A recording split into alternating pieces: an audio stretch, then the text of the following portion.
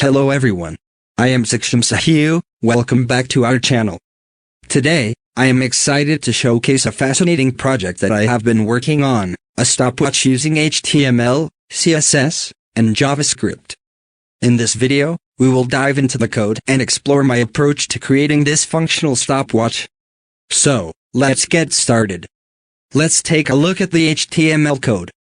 We have a simple layout with a container that holds the stopwatch display and buttons for start, stop, and reset functionality. The CSS file provides a stylish and attractive look to the stopwatch, making it visually appealing. Now, let's move on to the JavaScript code that powers the stopwatch's functionality. In the JavaScript file, we first initialize the time variables, milliseconds, seconds, minutes, and hours to 0 using an array. These variables will hold the values for our stopwatch. Next, we grab the displayTime element from the HTML file and store it in a local variable for easy access. The heart of the stopwatch lies in the stopwatch function. This function is responsible for updating the time and displaying it on the screen.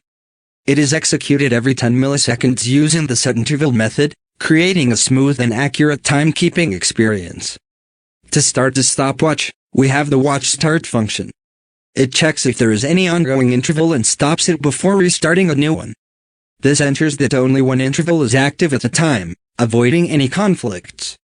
Now, let's take a look at the watchStop function. This function simply clears the interval, effectively pausing the stopwatch at its current time. Lastly, we have the watchReset function. This function resets the stopwatch to its initial state by clearing the interval and setting all time variables back to 0. And there you have it, a fully functional stopwatch created using HTML, CSS, and JavaScript. With the power of these technologies, we were able to build an accurate and visually appealing stopwatch. Feel free to explore the code and modify it to suit your needs. I hope you enjoyed this project as much as I did. If you want to see more projects like this, let me know in the comments below. Don't forget to like and subscribe to our channel for more exciting content. Until next time, happy coding. Thank you for watching. If you have any questions or suggestions, feel free to leave them in the comments. Stay curious and keep coding. See you in the next video. Goodbye!